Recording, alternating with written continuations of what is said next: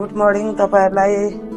यो बिहानीमा म चियाको लागि गरिरहेको छु अनि हेर्नुस् अब चिया खाएर जानु हुने अरे काममा। अनि यहाँ चना छ मेरो नानीलाई अनि हामी दुई बुढाबुढी बस्छौँ यो घरमा। अनि मेरो छोराहरू परदेशमा हुनुहुन्छ, छोरी स्कुल जान्छे, हामीदेखि टाढा बस्छे, कहिलेकाहीँ भेट्न आउँछे। अब 2 दिनको जिन्दगी रमाइलो गर्नुपर्छ नि, होइन र? पर्छ त अब काममा जानै पर्यो, यसो कमाउनै पर्यो, त बेलुका यस्तो हान्नु पर्यो। यस्तो हानिएन भने ज्यान चल्दैन, बनाउनु पर्यो नि त।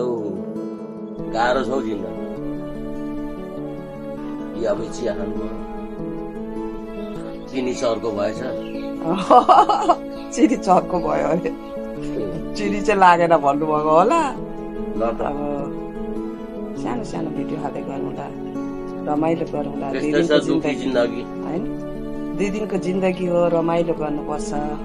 कसैसँग गुनासो राख्नु हुँदैन हाम्रो जीवनमा। सुखी जिन्दगीमा चना चबाउनु पर्ने थिएन।